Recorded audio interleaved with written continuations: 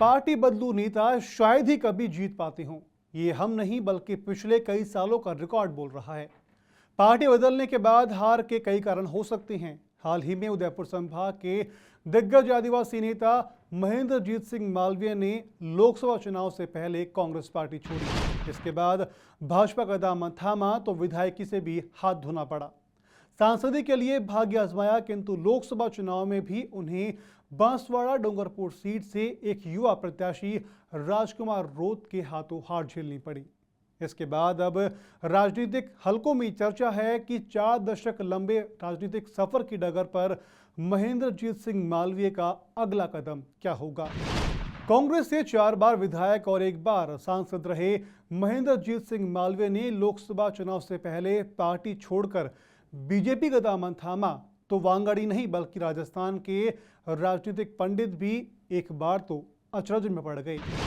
Congress working committee के सदस्य रहने और पार्टी आलाकमान तक सीधे पहुंच के बाद भी कांग्रेस छोड़ने के बाद मालवीय के निर्णय पर कई कयास लग गए थे, तो कांग्रेस के राज्य स्तरीय नेताओं की कड़ी टिप्पणियां भी सामने आई थी। जब भाजपा ने मालवीय को बांसवाड़ा डूंगरपुर लोकसभा सीट से टिकट दिया तो कांग्रेस ने भी अपनी रणनीति बदली और कांग्रेस प्रत्याशी मैदान में होने के बाद भी भारत आदिवासी पार्टी के प्रत्याशी को अपनी ओर से समर्थन देने का ऐलान किया। उनके पक्ष में चुनाव प्रचार और सभाएं की।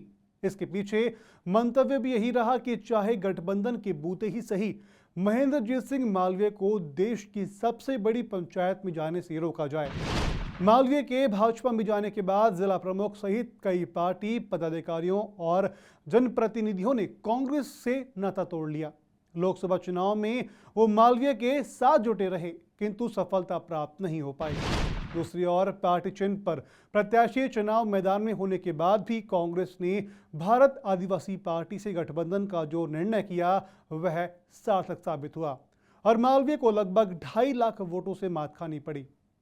उदयपुर अंचल में मालवीय का राजनीतिक कद काफी बड़ा है। लोकसभा चुनाव में हार के बाद भी उनके लिए राजनीतिक सफर थमा नहीं है।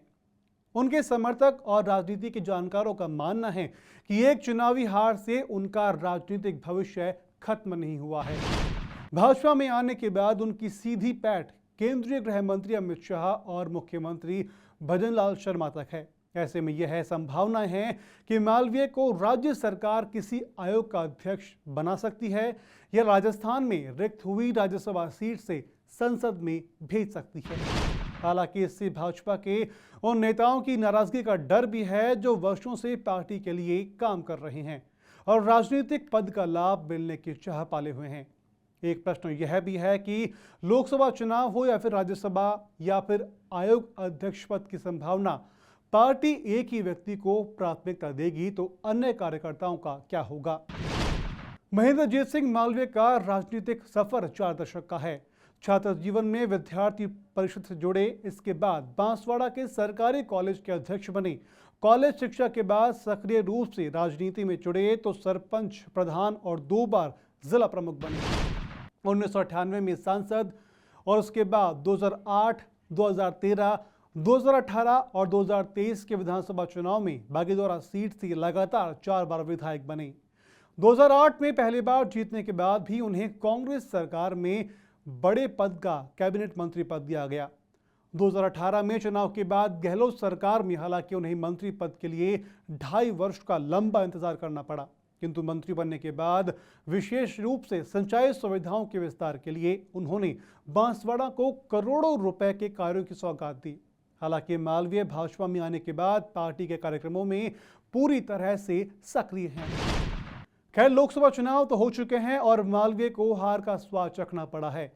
आगामी समय में पार्टी उन्हें क्या बड़ा पद देती है, ये देखने वाली बात होगी। इस स्टोरी को आपके लिए लिखा है हमारे सहयोगी मृदुल पुरोहित ने और मैं हूं आपका दोस्त रौनक और आप देख रहे हैं राजस्थान फर्स्ट। इस तरह की और वीडियो देखने के लिए हमारे YouTube चैनल को सब्सक्राइब करें और बेल आइकन को दबाना ना भूलें। यदि आप हमारा वीडियो Facebook पर देख रहे हैं तो पेज को लाइक और फॉलो जरूर करें। हमारे अन्य सोशल मीडिया पेजेस से भी जुड़ें।